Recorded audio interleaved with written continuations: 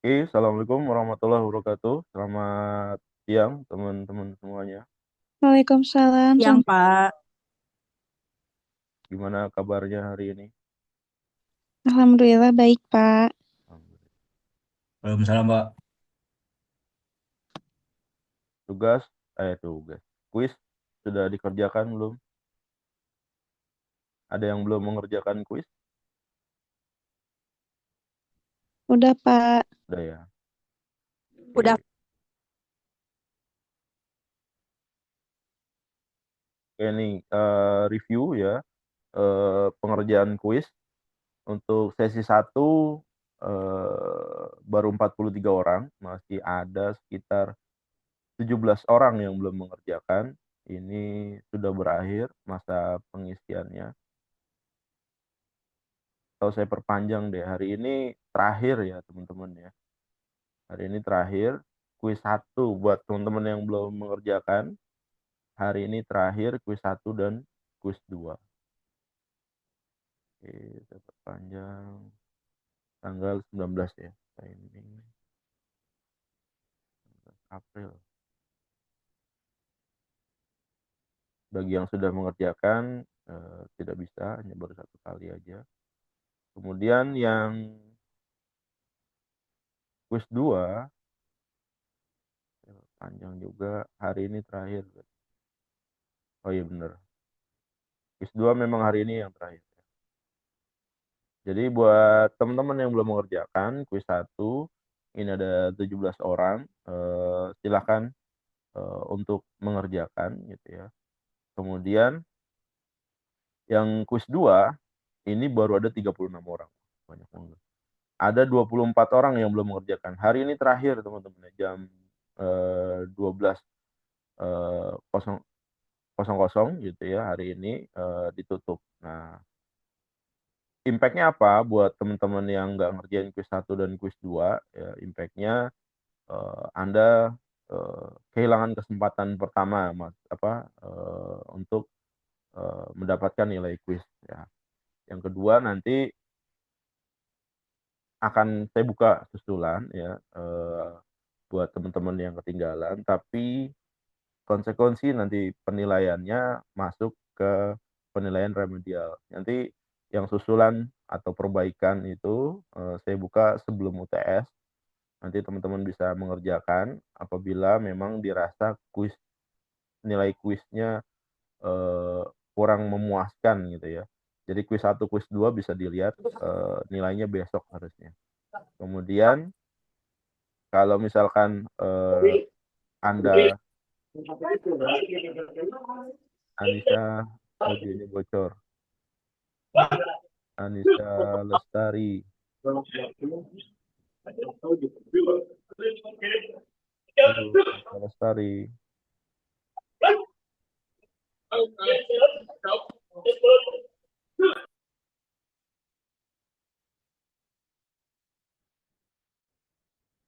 Oke. Kalau teman-teman ngambil yang periode perbaikan ya atau susulan, konsekuensi nilainya nanti kuis pengerjaan pertama sama pengerjaan kedua dibagi dua gitu ya. Tapi kalau teman-teman yang nggak ngerjain di periode pertamanya yang kesempatan hari ini, berarti nilainya kosong gitu teman-teman.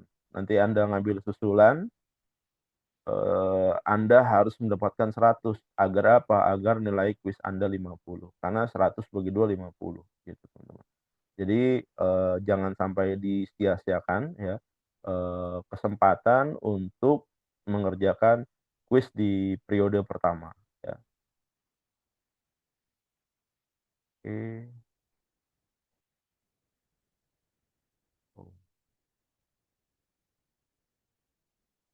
Kemudian kuis hari ini ya.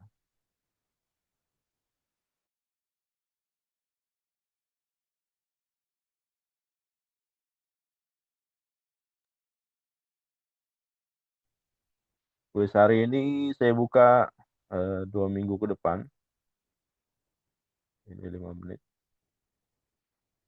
Berarti dia di tanggal 3 Mei. 9 Mei oke. sampai tanggal 9 Mei ya, saya kasih kesempatan. Anda hanya bisa satu kali mengerjakan.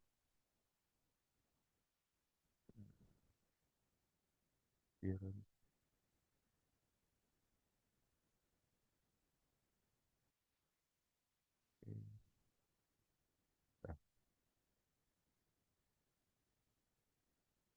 saya open. Oke, silakan nanti mengerjakan kuis 1, kuis 2 dan kuis 3 ya. Kuis 3-nya udah saya open. Oke, selanjutnya berkaitan dengan eh, perkuliahan ya. Ini eh, pertemuan kita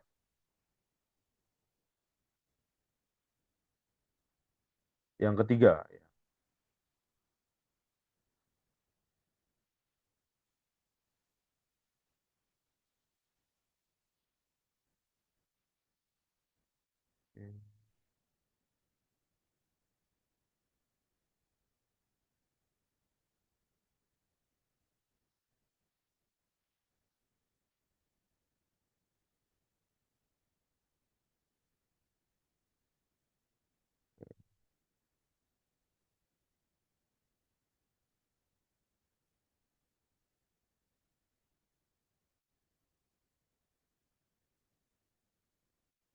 Oke, pertemuan ketiga ini kita bicara perihal sosial media marketing ya. Di dalamnya ada apa? Ada Facebook Ads, ada Google Ads gitu ya. Sebenarnya udah berkembang lagi. Sekarang ada TikTok Ads gitu ya.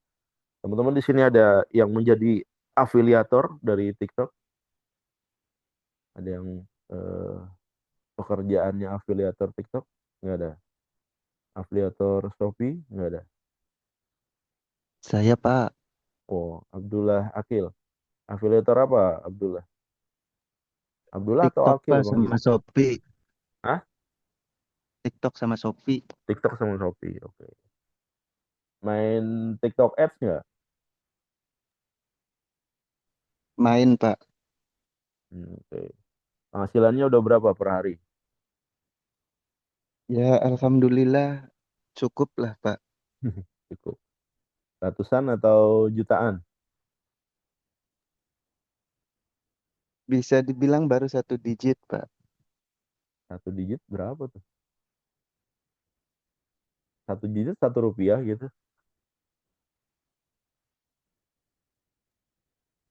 Di angka 1 juta lebih Oh, 1 juta lebih. 1 bulan. dalam jangka waktu 1 minggu Pak. Oh, 1 minggu. Oke ya. Yang lain gimana? Ada yang atau ada yang pernah beriklan di Facebook atau di Google atau di TikTok? Nggak ada. Oke. Kalau nggak ada kita lanjut dulu gitu ya. Nah ini tujuan pembelajarannya, mengetahui dan memahami strategi optimalisasi iklan Facebook dan Google, mengetahui membuat iklan pada platform Facebook dan Google, mengetahui dan memahami dashboard, metrik, evaluasi iklan, mengetahui dan memahami sosial CRM. Itu tujuannya. Oke, biasanya kalau saya ngajar digital marketing tuh saya sekalian praktekin gitu ya. Karena ini di mata kuliah ini saya bukan dosen koordinator, ya saya ngikutin materi yang disampaikan oleh koordinator. Nanti ada ada mungkin akan saya share gitu ya video-video pengajaran saya tentang digital marketing. Oke, ini ada paid ads, paid ads, analytics, dan optimization. Nah, ini paid ads ini adalah iklan yang berbayar.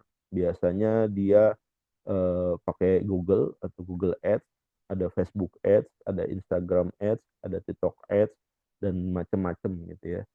Eh, Fungsinya apa? Fungsinya buat memasarkan produk, barang atau jasa yang kita jual ya, di dunia digital, di digital lah ya. Barangnya macam-macam ya, bisa fisik gitu ya, bisa digital, bisa juga gitu ya. Cuma memang eh,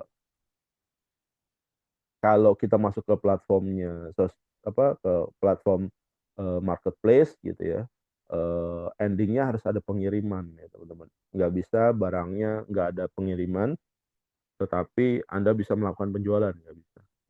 Closingnya adalah saat barang diterima oleh pelanggan kalau di marketplace.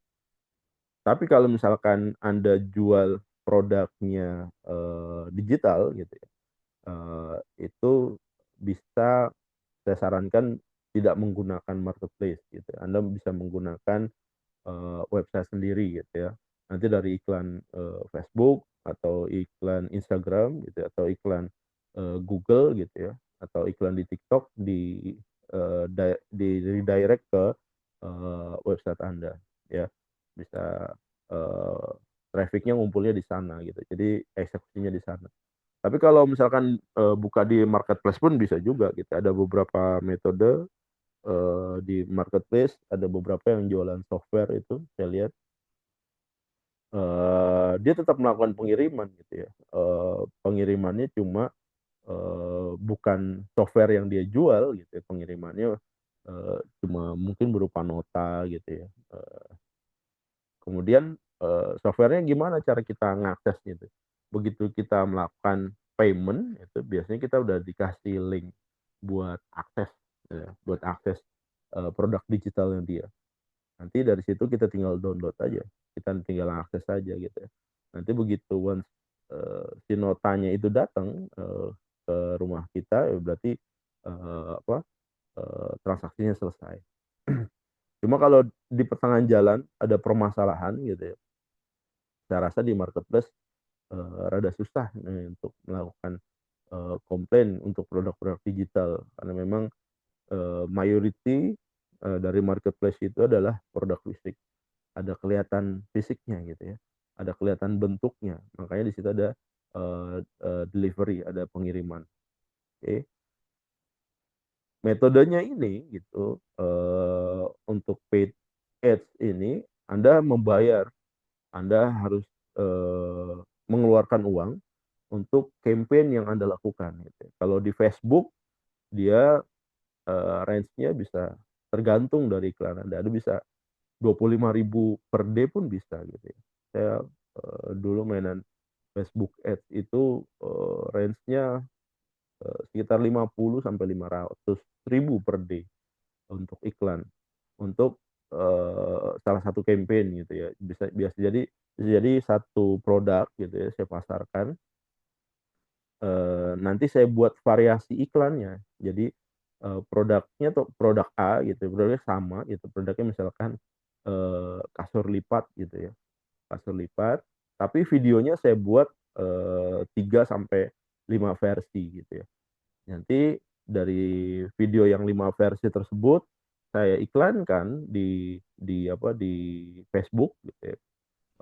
Di Facebook itu saya iklankan dengan budget biasanya permulaan tuh 50.000 per hari. Nanti begitu dipublish, kita evaluasi itu hari pertama, hari kedua, dan hari ketiga. Nanti hari ketiga kita evaluasi, kita lihat dari 5 video itu bagian mana yang memang video mana yang memang banyak viewernya. Jadi memang nggak semua iklan yang kita naikin itu booming teman-teman. Yang nggak semua iklan yang kita naikin itu banyak viewernya. Boleh jadi kita udah ngiklan 50.000 ternyata viewernya nggak ada. Atau boleh jadi kita udah ngiklan gitu ya, viewernya banyak tapi CTR-nya kecil gitu ya. Click to response-nya kecil. Orang cuma nonton doang gitu. Nonton tapi nggak klik link yang kita berikan. Nah itu bisa juga teman-teman. Jadi memang patokannya selain viewer ada CTR namanya, click to response namanya. Kalau dia besar, nah itu bisa dimaksimalkan. Misalkan tadi ya 5 video dengan budget satu videonya itu 50.000 per day. Begitu kita running di hari ketiga, kita lihat ada satu atau dua video kita yang winning. Gitu. Winning itu yang view-nya besar, CTR-nya besar. Nah, CTR ini nanti kaitannya dengan masuk ke potensi sales atau potensi penjualan yang akan kita lakukan gitu ya.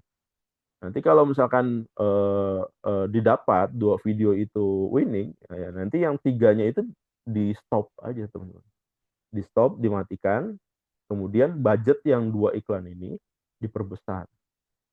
Biasanya kalau udah nemuin iklan yang winning gitu ya, itu budgetnya saya naikin jadi 300.000 per day. Nanti dari 300.000 itu dievaluasi lagi ya. Setelah 1 minggu dia menghasilkan omset berapa gitu. Jadi kalau misalkan budget saya 300.000 sehari untuk satu iklan, untuk satu produk gitu ya, dia harus bisa menghasilkan minimal ya 300.000 juga buat saya. Atau saya standarin 500.000 gitu ya. Jadi saya punya untung 200.000. Jadi kalau misalkan 2 iklan saya naikin dengan budget 300, 300, 600, setidaknya saya harus dapetin revenue sebesar 1 juta. Kalau nggak sampai 1 juta gitu ya, berarti ada masalah nih. Boleh jadi dengan produk kita, boleh jadi dengan video kita. Nah itu sebaiknya kalau sudah rugi gitu segera diturunin gitu ya, segera di stop aja iklannya karena dia akan terus menggerus saldo kita tuh. Seperti itu. Jadi kalau kita udah budgetin, biasanya dia link ke ke akun banking kita, dan si Google itu, si Facebook itu, si Meta itu dia akan mendebet tiap hari ini. Misalkan tagihan iklan kita per hari ini 300.000, nah dia akan mendebit saldo iklan kita gitu ya. Dia bisa dia bisa narik dari nomor rekening ya, debit secara debit, atau bisa narik dari kartu kredit gitu ya, atau bisa pakai OVO atau eh, pakai GoPay gitu ya. Nah itu seperti itu teman-teman. Jadi paid ads ini penting ya untuk menentukan target pasar, karena dia bisa memberikan fleksibilitas dalam menargetkan audiens. Atau bisa juga gini teman-teman, eh, sampelnya gini ya, saat kita melakukan penjualan, katakanlah kita jualan kaos bola gitu ya teman-teman ya, eh, maka eh, untuk melihat potensi market di Facebook gitu ya, yang minat bola, itu kita harus melakukan record. Kalau di Facebook itu ada fasilitasnya record audiensnya dia gitu. Jadi kita bisa test case dulu gitu ya. Misalkan kita punya produk ini jualan kaos bola Liverpool gitu ya. Kemudian yang kita lakukan apa? Kita cari video pertandingan Liverpool yang banyak ditonton orang gitu ya, yang krusial gitu ya. Entah itu dia main di liga apa gitu ya. Kemudian video itu nggak usah lama-lama gitu ya. Momen-momen penting lah, 1 atau 2 menit biasanya, 1 sampai 5 menit lah ya. Nah kita buat tuh videonya 1 sampai 5 menit, kita buat, kemudian kita dijadikan campaign. Nah dari situ ini soft selling biasanya dia. Begitu kita publish di Facebook Ads gitu, nanti akan banyak orang yang nonton ya. Mungkin kalau kita nggak ngejual produk, boleh jadi yang nonton eh, bisa ribuan orang atau ratusan ribu gitu ya. Beda halnya kalau kita melakukan hard selling. Kalau hard selling, orang begitu ngeliat video kita, oh, udah males. Kenapa? Karena Anda melakukan hard selling. Hard selling itu orang jualan bener-bener langsung gitu ya. Eh, kalau metode video bola tadi adalah soft selling. Eh, Tujuan apa? Tujuannya untuk melihat atau merecord market kaos bola, khususnya penggemar Liverpool. waktu Anda posting campaign pertandingan Liverpool gitu ya di Facebook Ads, pasti yang nonton adalah penggemarnya Liverpool, nggak mungkin penggemarnya MU gitu ya. Nanti begitu dia tayang gitu ya beberapa hari, dia akan melakukan crawling dan juga merecord tuh orang-orang yang menonton video Anda, orang-orang yang menonton video Anda. Nah, nanti di Facebook Ads-nya itu dia punya fitur untuk merecord orang yang nonton sampai jumlah tertentu gitu ya. Misalkan video kita ditonton ratusan ribu gitu ya. Nah, itu akan jadi database kita, teman-teman. Begitu kita melakukan hard selling, kita tinggal tempatin target aja tuh. Targetnya sesuai dengan record data orang yang nonton video pertandingan bola Liverpool kita. Nanti hard selling kita perihal kaos bola Liverpool itu akan tayang khusus untuk orang-orang yang memang suka Liverpool dan suka banget gitu ya nonton pertandingannya gitu. Dan memang udah benar-benar ngefans gitu ya. Kuncinya apa, teman-teman? Kuncinya kenapa sih harus dilakukan soft selling dan hard selling? Agar biaya iklan kita nggak terbuang sia-sia gitu, teman-teman.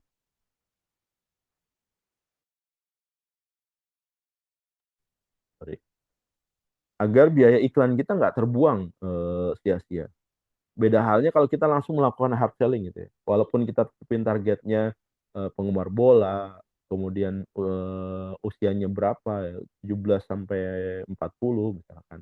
Kemudian domisilinya di Jakarta atau domisilinya di mana gitu ya. Itu akan lebih efektif kalau kita mengcapture dulu nih berdasarkan strategi soft selling tadi gitu ya. Kita ngumpulin dulu leads-nya gitu ya, udah kita record, baru kita melakukan hard selling perihal barang yang kita jual. Dan itu lebih efektif ketimbang kita langsung melakukan hard selling. Dan bayangin aja teman-teman ya, kalau misalkan kita ngebuat iklan hard selling, tapi iklan itu muncul di bukan target market kita. Itu sama Facebook, sama Instagram, sama TikTok, sama Google yang mahal gitu ya iklannya. Itu dihitung sebagai cost gitu ya. Apa? Begitu iklan kita diklik, misalkan kita iklan tadi kaos bola Liverpool, diklik sama orang yang ngefans sama MU, itu akan ngurangin saldo kita, saldo budget iklan kita. Terjadi penjualan nggak mungkin terjadi. Karena apa? Karena dia nggak ngefans sama Liverpool gitu ya. Yang terjadi apa? Yang terjadi kita ngebuang budget iklan kita hanya untuk target market yang nggak sesuai dengan apa yang kita jual. Jadi cara kita maksimalin ya kita seperti itu gitu. Metode-metodenya. Atau ada jualan lain gitu ya. Pendekatannya jelas berbeda gitu ya teman-teman. Kalau tadi kaos bola ya pertandingan bola. Kalau ada Anda jualan barang-barang otomotif katakanlah ya berarti pendekatannya tayangan-tayangan otomotif gitu ya yang memang bisa bisa menarik leads ya, bisa mengumpulkan tipe target market kita. Cuma waspada teman-teman. Kalau kita bikin video tentang soft selling ini, kayak misalkan kita mengcapture videonya si apa ESPN nih katakanlah ya pertandingannya si Liverpool. Nah itu pahami ada right yang berlaku di masing-masing platform. Di Facebook ada right isunya, di Google ada right isunya, di Instagram juga sama, di TikTok juga sama. Nah, itu yang teman-teman harus pelajari. Dan biasanya dia selalu berubah gitu ya. Rules-nya dia selalu berubah. Bisa tiap minggu berubah, tiap bulan berubah, atau tiap tahun berubah, atau 3 bulan sekali berubah. Nah, itu yang harus Anda pahami. Gitu. Karena kalau Anda mengcapture video orang lain, kemudian Anda naikin sebagai materi iklan Anda, maka potensi besar akun iklan Anda akan di-ban. Gitu. Kalau potensi akun iklan Anda di-ban, maka akun iklan Anda akan dihilang. Kerugiannya apa? Kerugiannya kalau kita tadi ya, kita udah ngelakuin riset, kita udah ngerekam database, kita udah punya database ini khusus orang yang minat sama perumahan, ini khusus orang yang minat sama kaos bola, ini khusus orang yang minat sama otomotif gitu ya. Ini khusus orang minat sama produk tertentu, orang sama mancing gitu, orang yang hobi mancing gitu ya. Itu akan hilang juga, teman-teman. Jadi database yang sudah kita record itu akan hilang juga bersamaan dengan hilangnya akun kita gitu. Jadi waspada saat kita melakukan paid ads itu ada konsekuensi apabila kita melanggar dari rules yang ditetapkan oleh platform gitu ya. Kayak di Facebook gitu ya, atau di Google ya. Dulu waktu awal-awal mereka mungkin di tahun berapa ya? Tahun 2000-an lah ya. 2000-an, oke, 2000-an. Itu banyak orang beriklan jualan obat pelangsing, teman-teman. Dan itu ngejual obat pelangsing di Google, ngejual obat pelangsing di Facebook ya. eh, itu kayak ngejual kacang goreng, teman-teman. Jadi kayak apalagi di Facebook ya, iklannya murah gitu ya, sehari mungkin cuma ratusan ribu, Anda bisa dapetin income puluhan juta gitu ya. Tapi beriring dengan waktu gitu ya, banyak customer yang komplain, gue beli obat pelangsing dari Facebook, ternyata nggak langsing gitu. Nah, ini jadi masukan nih buat Facebook nih. Jadi begitu orang ngejual obat pelangsing gitu ya, Anda judulnya obat pelangsing, udah langsung akun iklan Anda akan di-ban gitu, teman-teman. Nggak nunggu plagiarisme lagi gitu. Akun iklan Anda akan di-ban. Jadi memang ada rules-rules yang memang harus Anda pahami agar kegiatan beriklan Anda lancar gitu ya. Kenapa sih, kan gue mau pasang iklan gitu ya, gue ngasih duit ke platform kok susah-susah banget gitu. Kalau misalkan banyak spam gitu ya, iklan spam di platformnya dia, di Facebook kah, di Google kah, itu akan memunculkan kesan negatif buat platform tersebut. Impact-nya apa? Impact-nya platform tersebut akan ditinggalin sama sama visitornya, teman-teman. Sama kayak kejadian dulu Yahoo gitu ya, waktu awal-awal dulu Google ini nggak sebesar sekarang ya, teman-teman. Mungkin Yahoo yang lebih besar. Kemudian diganti oleh Google. Karena apa? Salah satu isunya adalah spam gitu ya. Di layanan emailnya dia, setiap Anda buka email gitu ya, itu pasti spamnya banyak banget. Gitu. Dan itu nggak bisa terfilter gitu. Jadi orang merasa terganggu dengan hal tersebut. Nah, ini juga sama gitu. Platform ini sudah mempelajari kalau dia memelihara spam, walaupun dia dapat income, eh, suatu hari nanti pasti dia akan ditinggalin. Nah, sebelum dia ditinggalin, baiknya spamnya ini dihilangkan aja gitu ya. Makanya dibikin rules yang sedemikian ketat ya untuk mitra-mitranya si Facebook, Instagram, Google, TikTok untuk melakukan iklan gitu ya. Jadi benar-benar diprotek gitu ya. Agar apa? Agar customer yang berbelanja ke lewat platformnya dia gitu ya, ngeklik iklan lewat platformnya dia, itu merasa nyaman, merasa terlindungi, dan merasa terjamin bahwa yang dijual sesuai dengan apa yang ditawarkan gitu. Kalau dia nawarin obat langsing, berarti harusnya efeknya jadi langsing gitu ya, bukan efeknya nggak ada perubahan atau efeknya malah tambah parah jadi masuk rumah sakit. Nah itu bukan seperti itu. Jadi memang itu adalah fungsinya paid ads. Jadi kalau Anda mau praktek untuk beriklan, saya sarankan dibaca dulu rules-nya. Karena rules-nya ini terus berkembang tiap hari dan Anda harus update itu ya. Dan bukan nggak mungkin gitu ya orang yang terbiasa ngiklan di Facebook atau di Google atau di Instagram dan yang lainnya, itu ada satu hari dia ngelakuin kesalahan gitu. Dia nggak update untuk kata-kata tertentu, begitu dia beriklan ternyata dia akunnya kena ban.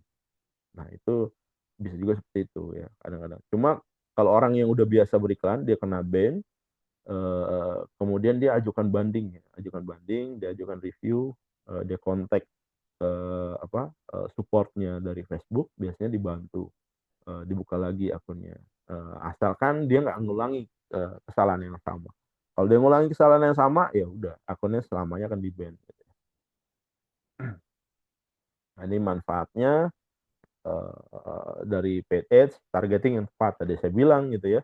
Di Facebook itu untuk ngejual kalau kaos bola Liverpool, kita bisa menargetkan sesuai dengan penggemarnya Liverpool gitu ya. Beda halnya kalau Anda jualan tradisional ya di di pasar, di mall gitu ya. Kalau ada jualan tradisional yang terjadi apa? Anda teriak-teriak tuh.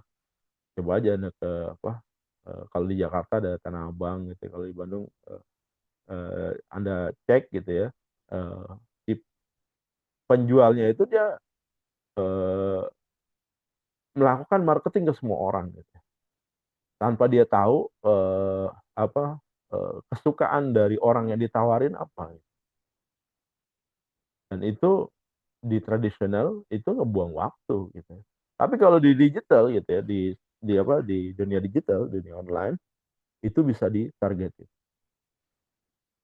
bisa dispesifikan gitu ya. Makanya memang arahnya kemari gitu ya. Pengguna internet ini di profiling teman-teman. Kita kita merasa dimanjakan gitu. Eh, apa? eh, kita menggunakan akun Gmail gratis, gitu ya, Google gratis, Facebook gratis, Instagram gratis, TikTok gratis. Gitu.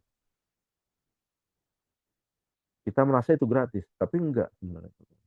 Kita bayar dengan profiling kita. Eh, Data pribadi kita direcord sama dia. Kebiasaan kita direcord sama dia.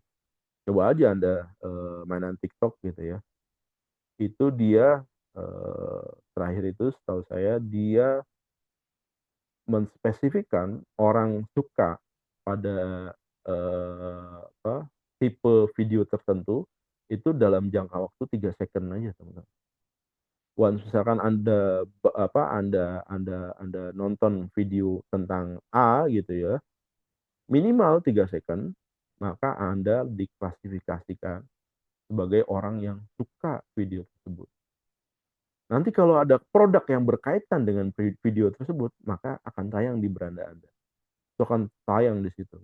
Makanya afiliator ya, yang dia berikan ataupun nggak berikan gitu ya. Kalau dia beriklan atau dia memasarkan suatu produk gitu, produk A, itu akan tayang sesuai dengan target marketnya gitu ya. Target marketnya si A juga gitu. Apalagi kalau dia beriklan gitu ya. Jadi metodenya affiliate itu kayak gitu. Sama juga gitu. Kayak kita main di Facebook juga sama gitu ya. Anda buat video ya, lebih dari satu video, kemudian Anda iklankan, cuma budgetnya yang kecil juga sama. Di TikTok ya 50.000 gitu. Anda bikin beberapa versi, Nanti yang mana yang winning gitu. Yang winning 2-3 video, yang 3 videonya yang nggak winning di stop aja iklannya. Yang winning di boost lagi iklannya. Kalau selama produk itu lagi tren ya di TikTok untuk tayang terus-terusan, nah potensi penjualannya akan besar. Maka potensi Anda mendapatkan income dari affiliate akan semakin besar. Kemudian visibilitas brand yang tinggi, jadi manfaat dari paid ads meningkatkan visibilitas dari brand Anda dengan menampilkan iklan Anda di platform yang sesuai dengan target pasar ya tadi. Kemudian pengukuran kinerja real time. Manfaat berikutnya dari paid ads adalah pengukuran kinerja real time. Berarti bahwa Anda dapat mengukur kinerja iklan. Nah, yang tadi saya bilang ya, di tahap awal Anda siapkan 5 video, kemudian ada exercise tuh dari 5 video ini mana yang visitornya bagus, viewernya banyak, kemudian CTR-nya besar gitu ya. Maka itu yang dilanjutkan gitu ya. Yang kecil gitu, yang nggak perform ya udah ditutup aja, di close. Nah, itu akan lebih efektif. Kinerjanya real time berdasarkan viewernya.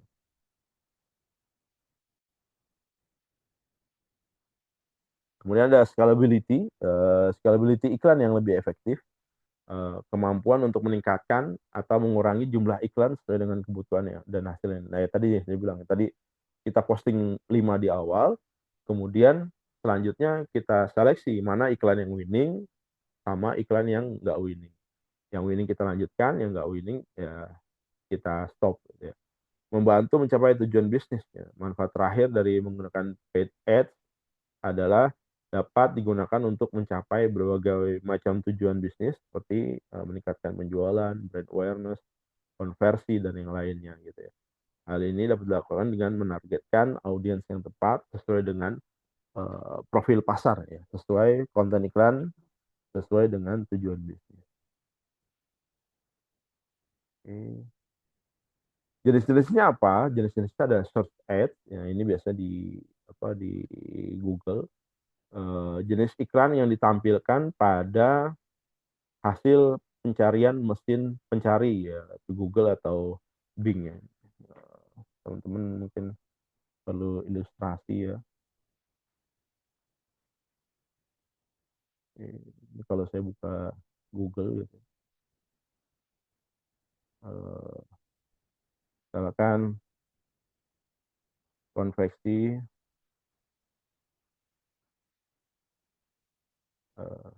produksi topi.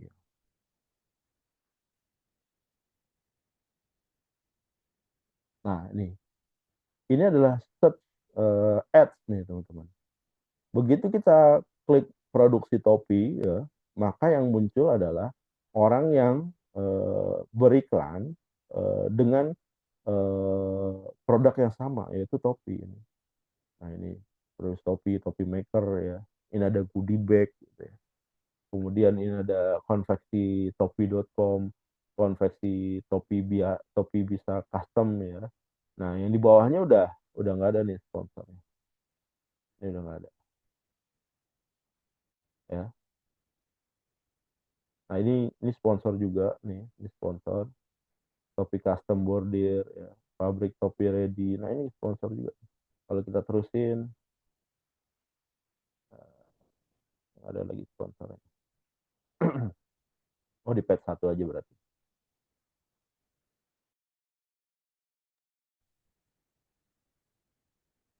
Nah, di page 1 aja ya. Nah, ini adalah search ads, teman-teman. Nah, ini cuma kalau di Google, teman-teman ya, si topi maker ini dia bayar iklan paling mahal, teman-teman. Ini saya nggak tahu sebanding dengan pendapatan atau enggak gitu ya. Kalau penjual kayak saya nyobain seperti ini ya biasanya rugi. Makanya kayak saya tuh nggak pernah ngiklan di Google Ads biasanya. Mungkin ini yang produksi-produksi yang besar-besar ya. Jadi untuk masuk di page pertama di bagian paling atas ini dia akan bayar lebih mahal, teman-teman. Kemudian yang kedua juga sama, yang ketiga juga sama. Tapi yang paling mahal adalah yang paling atas. Nah, biasanya nih dengan posisi seperti ini gitu ya, ini bisa nggak dia naik ke atas si konveksi topi atau si topi baseball? Bisa, teman-teman. Biasanya nanti si Google nih menawarkan biasa misalkan ya, ini per day-nya tanpa diklik aja si konveksi topi bayar $8 ya, sehari gitu ya. Kalau diklik nambah lagi berapa, $4 misalkan jadi $12 untuk satu viewer ya. Eh, Biasanya nanti ditawarkan nih si konveksi topi. Lo mau nggak ada di posisi atas? Kalau lo mau, bayar lebih mahal dari dia nih pastinya nih. Nanti kalau misalkan dia bayar per day-nya ini $10, Google akan nawarin ke dia $11. Once dia mau, naik nih.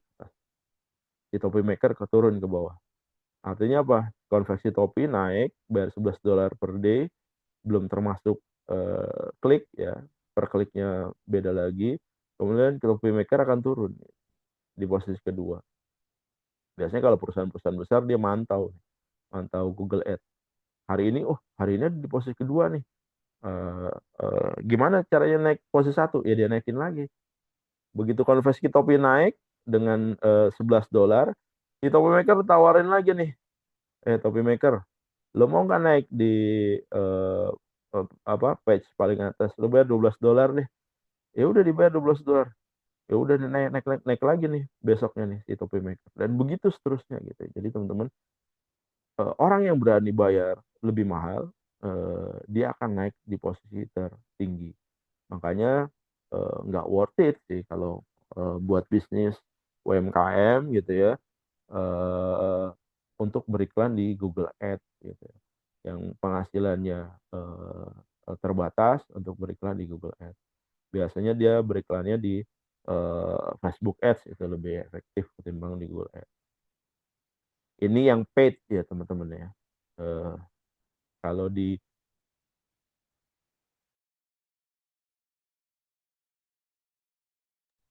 Nah, gimana nyiasati si Google supaya kita di P1? Ya, ini bisa pakai ini, bisa pakai Instagram gitu ya. Bisa pakai website gitu, kita tinggiin page rank dan segala macam. Bisa juga based on location gitu ya. Ini saya ajarin di materi digital marketing gitu ya. Nanti saya share rangkuman videonya, mungkin ada beberapa belas pertemuan. Nanti Anda pelajari.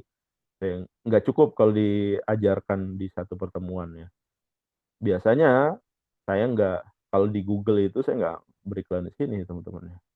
Saya nyasar ke Instagram gitu ya.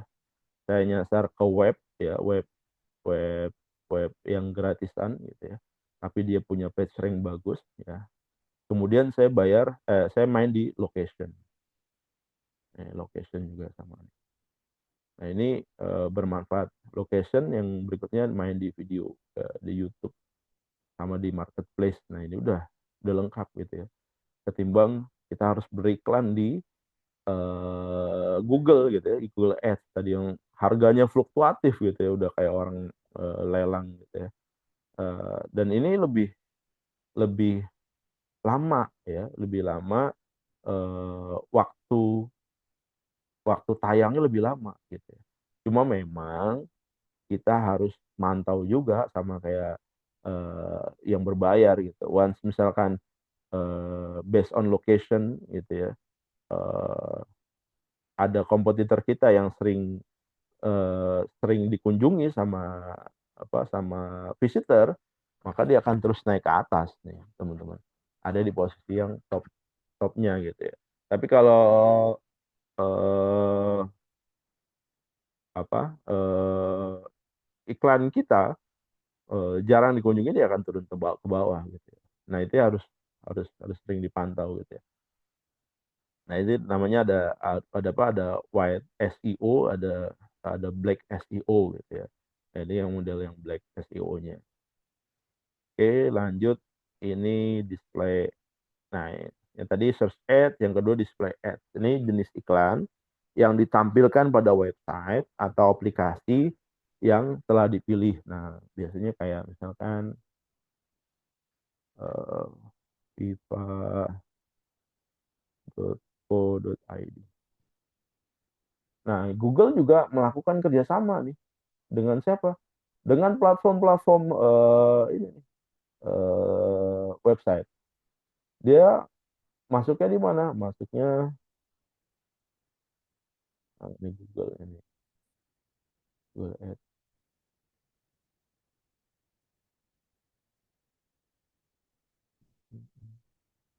Nah, ini Google Ads nih. Ini Google Ads teman-teman. Kita lihat ya.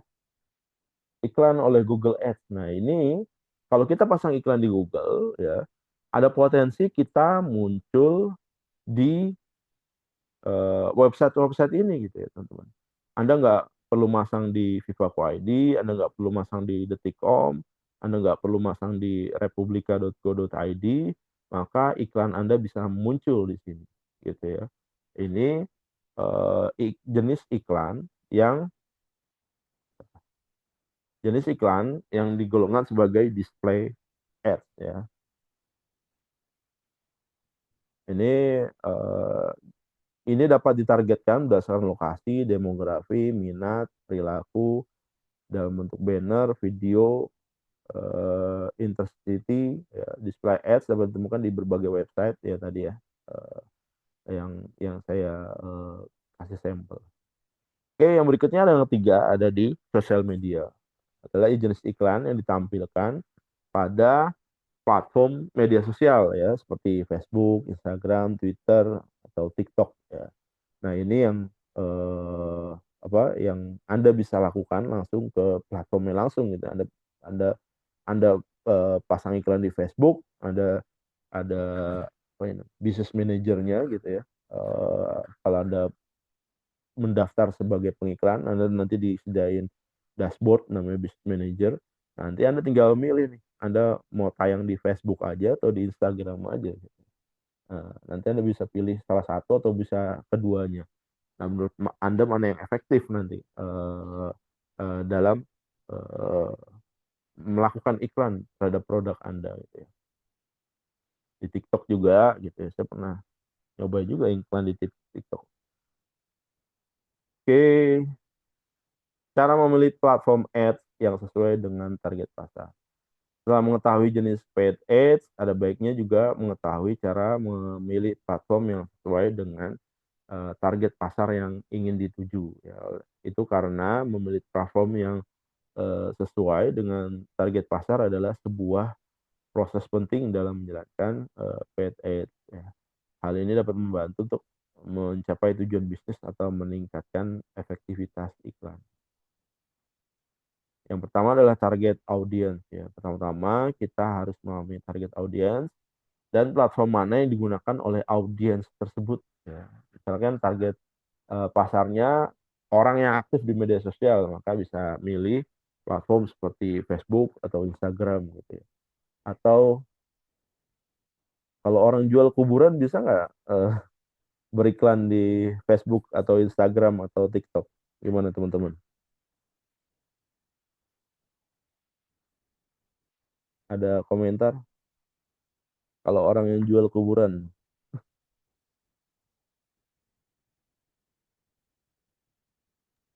Anda Bisa, pernah Pak. gimana? Bisa? Bisa. Anda pernah beriklan? Apa Anda pernah jualan kuburan?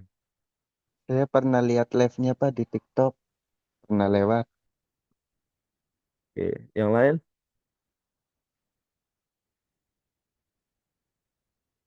Anda tahu kuburan-kuburan mahal kan? San Diego Hill yang di Karawang, ada apa satu lagi sebelahnya tuh, eh, lupa saya namanya. San Diego, Pak. Nah, itu San Diego. Sebelahnya San Diego apa? Al-Azhar, Pak. Lazar. Nah, Anda tahu komisinya berapa jual satu kuburan? San Diego 2 miliar, Pak, paling murah. Iya, harganya. Penjualannya Anda kalau kalau berhasil jual satu kuburan di San Diego, itu komisinya berapa? Mungkin puluhan juta, Pak. Puluhan juta. Iya. Waktu COVID kemarin gitu ya. Itu gencar mereka tuh. Salah satunya Al Azhar gitu ya. itu jualan kuburan, teman-teman. Itu komisinya sekali jual satu lapak gitu ya, itu bisa 30 juta, ada yang 60 juta, ada yang 100 juta. Komisi buat kita, teman-teman. Anda bayangin aja, Anda jual barang, nggak perlu Anda siapin itu barang gitu ya, nggak perlu Anda siapin gitu, Anda cukup jual aja gitu ya.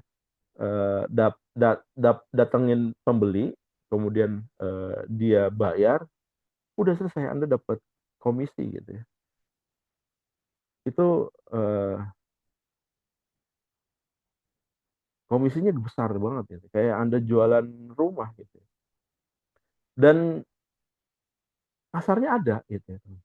Menurut Anda cocok nggak dijual di Facebook atau Instagram? Cocok, teman-teman. Target marketnya siapa? Orang tua? Enggak. Target marketnya adalah usia produktif. Apa mungkin dia beli buat diri sendiri? Enggak, teman-teman. Dia nggak beli buat diri sendiri. Dia beli buat orang tuanya. Bisnis jual kuburan itu paling gampang jualan. Karena apa? Kalau kalau kita ngejual ke anaknya gitu ya. Kalau orang meninggal kan pasti dia butuh dikubur gitu ya. Kalau anaknya itu ngerasa orang tuanya ini, wah orang tuanya berjasa gitu ya, bagi hidupnya dia, bernilai dan segala macam, dan orangnya mampu gitu ya. Makanya saya bilang usia produktif, ekonominya bagus gitu ya. Itu dia nggak mikir untuk beli kuburan di San Diego Hills atau di di sebelahnya itu ya. Dan dia nggak mikir dua kali gitu ya. Begitu kejadian orang tuanya meninggal, dia langsung beli, dia langsung purchase. Dan itu komisinya besar. Anda Anda cukup mainan ads aja tuh di sosial media. Asal target market Anda kena kesasarannya gitu ya. Dan beriklan kuburan ini enggak untuk usia, ditargetin usia 50 sampai 70. Mereka udah nggak main sosial media. Yang main sosial media adalah anaknya. Nah, anaknya itu yang harus di kita intrusion ya dengan iklan gitu ya. Dan ini menggiurkan komisinya gitu ya. Oke, ini target audiens. Kemudian yang kedua, memahami tujuan bisnis. Selanjutnya harus memahami tujuan bisnis dan platform mana yang paling cocok untuk mencapai tujuan tersebut. Misalnya ningkatin traffic ke website. Jadi nggak harus sih Google Ads atau Bing Ads ya sebenarnya, kalau kita mau meningkatkan traffic gitu ya. Tadi saya bilang ya teman-teman, kita spending iklan di Google itu lumayan mahal gitu ya. Saya nggak pernah memilih Google sebagai media iklan karena memang budgetnya terlalu besar lah.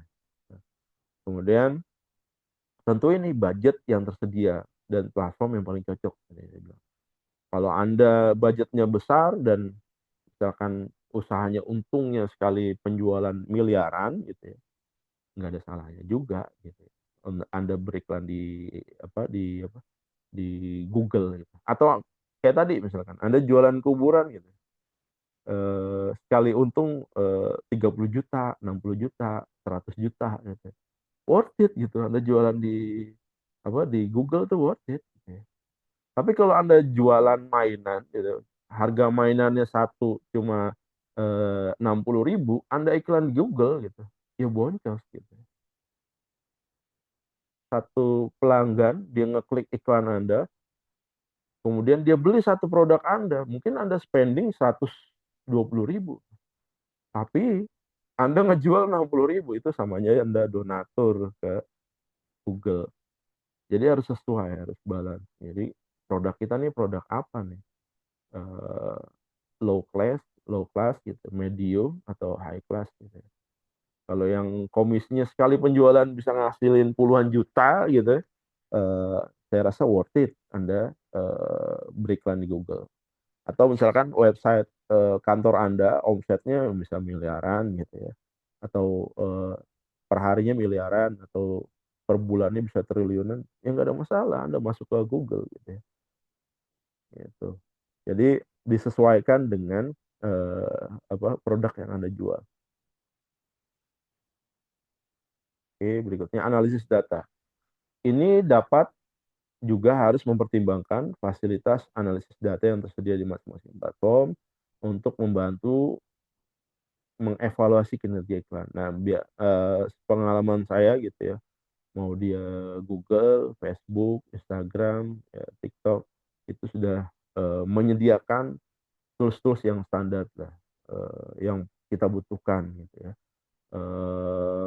untuk menganalisis data. Gitu. Kemudian yang kelima, legalitas. Memperhatikan aspek legal dari masing platform yang digunakan. Pastikan iklan yang akan Anda tayangkan sesuai dengan peraturan yang berlaku di negara tersebut. Nah, ini target market, teman-teman. Saat Anda beriklan, Anda bisa menentukan target market Anda. Iklan Anda tayang di mana? Tayang di Jakarta kah? Tayang di Surabaya? Tayang di Medan? Tayang di Bandung? Atau tayang di Papua? Atau tayang di New York gitu ya? Itu bisa, teman-teman. Target market Anda di New York. Anda ngambil barang dari mana? Alibaba gitu ya. Pasarnya pasar di New York. Sekarang kan orang-orang Amerika nih, kalau dia mau belanja itu lewat TikTok, teman-teman. Atau lewat web-web seperti ini nih, intermediary dia ke Alibaba gitu ya. Jadi banyak orang, bukan banyak lah, lumayan banyak lah orang Indonesia yang bisnisnya seperti itu gitu ya. Dia punya target market penjualan di New York gitu ya, atau di Amerika lah, secara generik, tapi ngambil barangnya dari Alibaba. Untungnya gimana? Untungnya bisa berkali-kali lipat. Dan dia ngelakuin itu sama kayak orang jual kuburan. Handling fee-nya udah ada, udah di handle semuanya sama Alibaba gitu ya. Semuanya udah disiapkan metodenya gitu ya, sama mereka. Tugas kita hanya menjual sesuai dengan target market.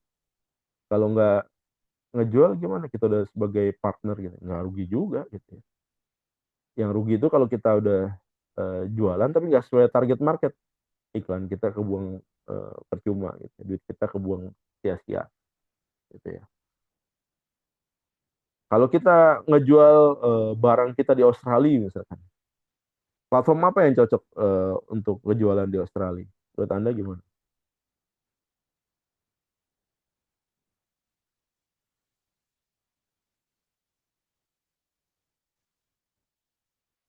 Platform digital apa yang cocok kalau kita mau memasarkan barang di Australia? Ada yang komen? Silakan. Kalau Amazon itu Pak, Amazon. Oke. Selain itu,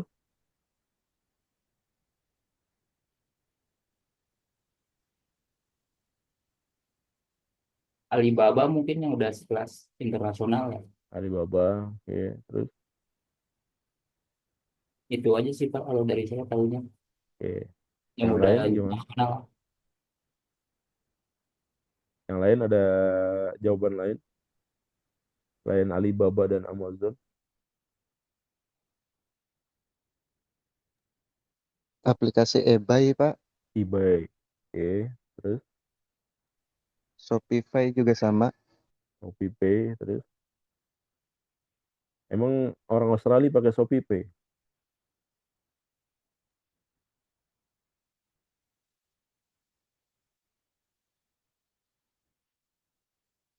Anda tahu nggak orang Australia itu eh, majority adalah pengguna Facebook, teman-teman. Jadi itu eh, mayoritas dari mereka menggunakan Facebook. Jadi kalau Anda mau menjual sesuatu ke Australia, media yang tepat untuk beriklan adalah Facebook. gitu. Kita bisa ngelihat berdasarkan negara, berdasarkan wilayah gitu ya. Dia lebih banyak kemana gitu ya. Anda bisa jualan di Australia gitu ya dengan Facebook gitu ya. Barangnya bisa ngambil dari mana aja. Bisa dari Alibaba, bisa dari eBay gitu ya. Cuma kalau eBay eh, lebih mahal lah. Bisa dari Amazon, lumayan juga.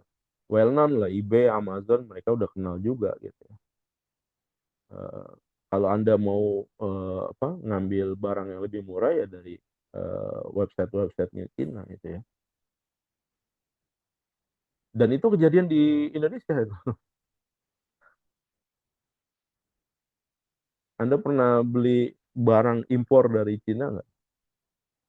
Lewat TikTok atau lewat Tokopedia atau Shopee gitu. Kalau barang impor dari Cina sering banget, Pak. Sering kan? Di berbagai platform juga pasti ada. Ya, pasti ada pasti. Saya pernah nyobain gitu ya beli casing handphone. Itu harganya 2.000 perak. Saya penasaran tuh. Itu barang dari eh, saya lupa nama kotanya tuh ya, di Cina. Itu saya buy itu. Saya beli itu. Bukan karena saya minat sama produknya bukan gitu. Karena rasa penasaran saya ini 2.000 rupiah gitu ya. Harga casing handphone yang kalau di sini kalau kita lihat di Ambassador gitu ya. Itu harganya sekitar 60, 90 gitu, 100. Ini nyampe nggak nih barang? Itu saya beli dan nyampe itu barang. Cuma bedanya dia nyampainya sekitar 1 sampai 2 minggu. Dan itu nyampe barang teman-teman. Jadi karena saking murahnya tuh eh, apa barang dari Cina itu eh, ngebuat ngebanjirin produk di dunia. Nah, ini lagi perang dagang nih, tarif antara Amerika dan Cina nih. Kemarin dibongkar sama production tas Gucci. Anda tahu berapa harga productionnya? Tas Gucci yang puluhan juta, yang ratusan juta, atau yang sering dimasukin lemari-lemari kaca di artis-artis gitu ya kalau kita ngeliat ini koleksi tas saya Gucci gitu ya ada jumlahnya ada sekitar 100 harganya satunya sekitar 500 juta gitu. Anda tahu kemarin dibongkar sama productionnya dia produksi gitu harganya cuma ratusan ribu nggak sampai 1 juta gitu ya saya ngeliat tuh miris banget tuh orang yang punya tas tas ratusan gitu ya satunya 500 juta 1 miliar gitu ya. Ratusan juta gitu ya.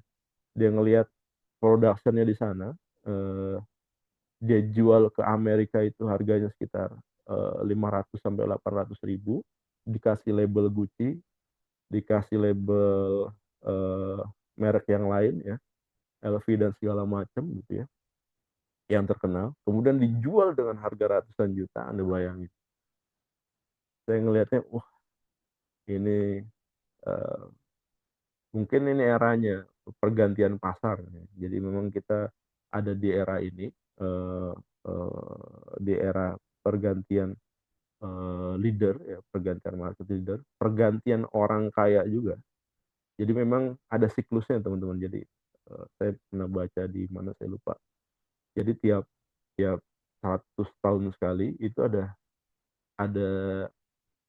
ada perubahan orang kaya jadi ada orang kaya yang muncul baru gitu ya jadi memang udah siklusnya kayak gitu ada orang yang kayak muncul baru tanpa dikondisikan gitu ya jadi memang eh, modelnya seperti itu dan mungkin kita ada di era itu dan pada saat era itu gitu ya itu akan ada apa perubahannya tuh lumayan luar biasa gitu ya strugglingnya luar biasa dan kita ada di era itu mungkin dan kondisi ini akan terus muter gitu ya boleh jadi kalau dulu kiblatnya ke Barat gitu ya, ke Eropa, ke US gitu ya. Ini arahnya akan berubah mungkin ke China atau negara-negara lain. Kemarin diramal dampaknya ke Indonesia gitu ke 2045. Saya nggak tahu akan terjadi atau enggak. Gitu. Bisa iya, bisa enggak. Cuma memang di era-era ini gitu ya, kita yang mampu mencermati kondisi itu dia bisa survive gitu ya. Kalau Anda nggak bisa mencermati kondisi ya, Anda akan terombang-ambing aja bahwa naik turunnya gitu. Dan Anda dengar sendiri gitu, Anda bisa mengamati ya berita-berita maraknya PHK di Indonesia gitu ya. Dan kemarin era-era Lebaran itu jumlah arus mudik turun teman-teman, karena kondisi kondisi ekonominya nggak sebaik tahun sebelumnya. Jadi memang kondisi-kondisi ini ya yang bisa kita manfaatkan bagi orang-orang yang jeli lihat peluang gitu. Jadi Anda walaupun masih mahasiswa gitu, Anda udah mulai harus mikir dan tetapkan target nih, gue harus seperti ini, gue harus seperti ini gitu ya. Oke, kita lanjut nih, legalitas. Ya, ini legalitas kita harus melihat ya sesuai dengan peraturan di negara tersebut gitu ya. Kalau kita beriklan di di Indonesia, nggak bisa untuk iklan-iklan yang pornografi, itu Anda pasti akan ditahan. Lain halnya kalau kita ngejual produk pornografi di Amerika gitu, mungkin so-so gitu ya, nggak ada masalah gitu. Tapi kalau di Indonesia lebih strict. Nah itu Anda harus perhatikan ya. Begitu Anda target marketkan penjualan di kota tersebut, di negara tersebut, Anda harus tahu regulasinya di sana gimana, biar Anda nggak tersangkut hukumnya. Kemudian format iklan. Harus mempertimbangkan format iklan yang ditawarkan oleh masing-masing platform ya. Beberapa platform hanya menawarkan format iklan tertentu seperti display ads, sementara yang lain menawarkan format iklan yang berbeda, bisa search ads, social media ads, video ads, ada yang bentuknya squeeze, ada yang bentuknya panjang gitu ya, kayak apa, kayak layar handphone dan segala macam. Nah itu Anda harus sesuaikan dengan kontennya. Kalau kontennya yang model seperti layar handphone ya Anda harus sesuaikan format iklannya seperti itu gitu ya. Jangan sampai Anda modelnya kayak TV gitu. Begitu tayang itu akan jelek gitu. Dan mengurangi minat orang untuk mengakses iklan Anda.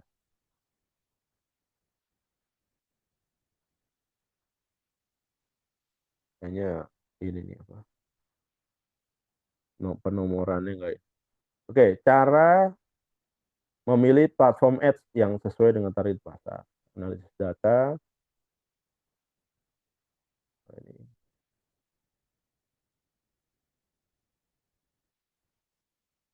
Oke, AB testing ya.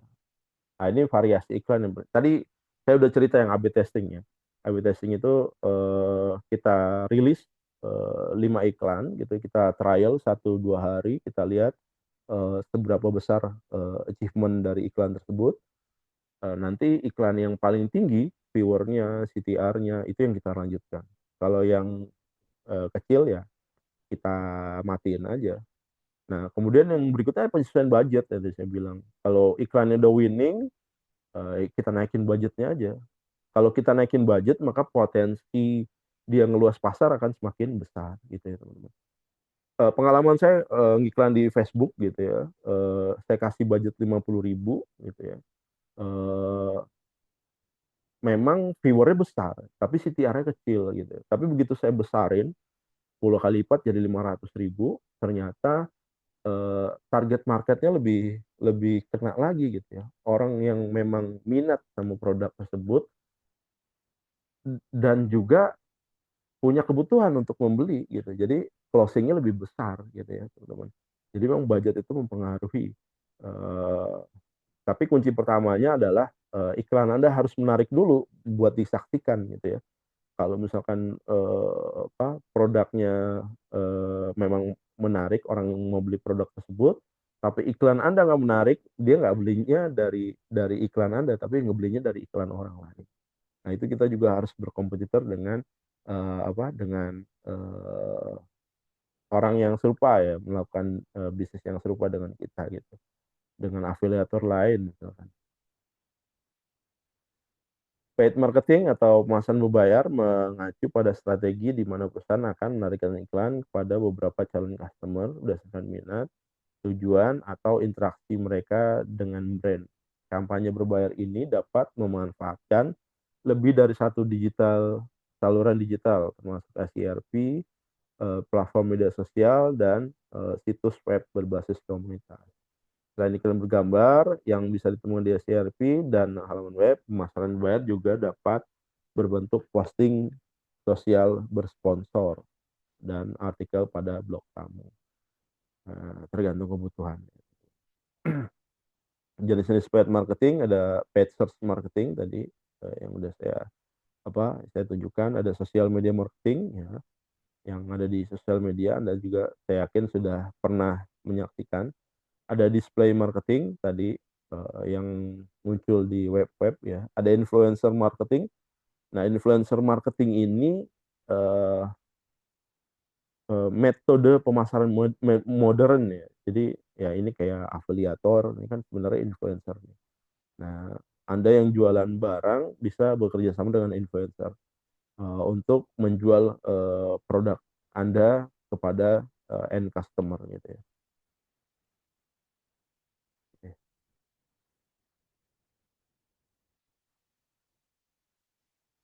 Nah, manfaat paid marketing ya, paid marketing memerlukan perencanaan yang matang agar pendapatan bisa sukses. Bila marketer bisa mengeksekusi seluruh persiapan dengan baik, strategi pemasaran berbayar ini bisa memberikan banyak keuntungan. Nggak hanya menemukan customer baru dengan cepat.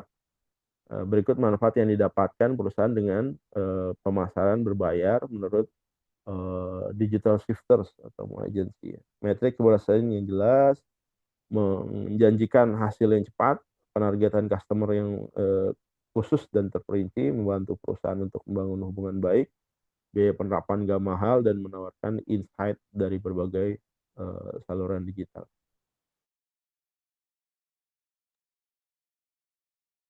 Strategi optimalisasi iklan Facebook, Instagram, Google. Yang pertama, menentukan tujuan campaign yang sesuai dengan produk atau layanan yang ditawarkan, seperti awareness, traffic, conversion, dan sales. Kemudian mengetahui target audience yang ingin dijangkau. Ya tadi saya bilang, sebelum Anda melakukan hard selling, saran saya Anda melakukan soft selling dulu. Dengan cara apa? Dengan cara, tadi kalau Anda mau jual kaos bola, Anda rilis dulu tuh. Anda record dulu tuh orang-orang yang suka pada klub bola tertentu gitu ya. Nah, udah dapetin data profilingnya, baru Anda melakukan hard selling. Itu lebih kena gitu ya. Kemudian yang ketiga, menyediakan konten atau kreatif iklan yang jelas, lengkap dan menarik agar audiens tertarik untuk mengklik atau berinteraksi dengan iklan. Nah, ini fungsinya kita membuat lebih dari satu video. Karena kita nggak tahu mana konten yang lebih menarik di sisi customer gitu ya. Nanti begitu kita lihat ada satu konten video yang winning gitu ya, yang lebih besar viewersnya dan juga secara lebih besar, maka kita lebih fokuskan kepada konten tersebut. Yang keempat, format dan tujuan iklan. Ya, mau di newsfeed, stories, messenger, audience network, atau Instagram untuk Facebook, dan search network, display network, video network, atau shopping network untuk Google. Yang kelima, mengoptimalkan bidding dan budget iklan yang sesuai dengan nilai dan volume audiens yang ingin dijangkau. Bidding dan budget iklan bisa berupa CPC ya, cost per click, ada juga CPM, cost per impression, ada CPA, cost per action, dan ada CPL, cost per lead. Ya, jadi disesuaikan dengan kebutuhan. Ya. Yang keenam, mengoptimalkan waktu tayang iklan yang sesuai dengan pola perilaku dan aktivitas audiens. Kalau tayang iklan bisa berupa sehari dalam seminggu, jam dalam sehari, atau periode tertentu. Jadi kita bisa kondisikan ya teman-teman. Jadi kayak iklan di Facebook itu ini tayang dari jam berapa ke jam berapa gitu ya. Atau bisa kita tayang satu hari full bisa juga gitu ya.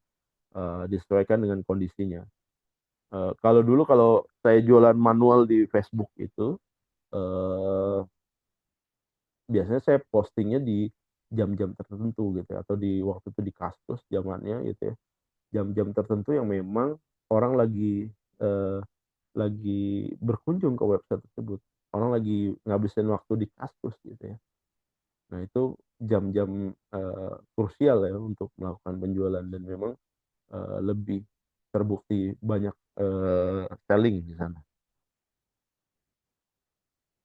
Melakukan A/B testing tadi udah, melakukan analisis dan evaluasi ya hasil iklan yang tadi saya bilang ya, CTR-nya gimana, TVR-nya, conversion rate-nya, CPR-nya, cost per result-nya ya, cost per result-nya lebih kecil apa besar gitu ya. Nah ini juga menentukan ya. Metrik-metrik ini bisa membantu pengiklan untuk mengukur efektivitas dan efisiensi iklan. Agar apa? Agar duit yang kita spending buat iklan nggak kebuang percuma gitu ya, sayangin duit.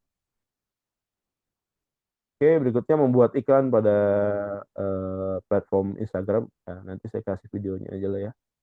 Eh, saya punya videonya lengkap ini untuk masang iklan di Facebook Ads Manager dan Instagram Manager.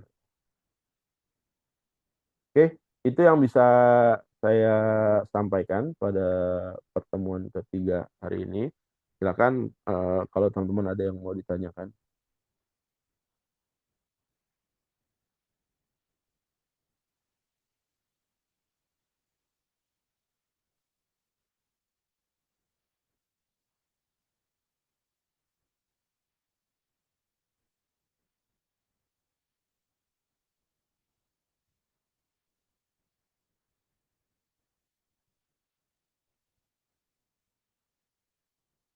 Silakan, ada yang mau ditanyakan? Nggak ada, cukup. Oke, kalau nggak ada yang mau ditanyakan, saya rasa cukup. Terima kasih atas perhatian dan kerjasamanya. Jangan lupa kerjakan kuis 1, 2, dan 3. Khusus buat kuis 1 dan kuis 2, deadline-nya hari ini, teman-teman. Buat Anda yang belum mengerjakan. Kalau Anda tidak juga mengerjakan, ya udah berarti Anda kehilangan kesempatan untuk mengerjakan kuis 1 dan kuis 2 ya. Oke, terima kasih atas perhatian dan kerjasamanya. Selamat siang. Assalamualaikum warahmatullahi wabarakatuh. Terima kasih, Pak. Waalaikumsalam warahmatullahi wabarakatuh. Terima kasih, Pak. Terima kasih Pak, maaf kami tidak bisa Terima kasih banyak Pak. Assalamualaikum. bantuan karena ngenderain.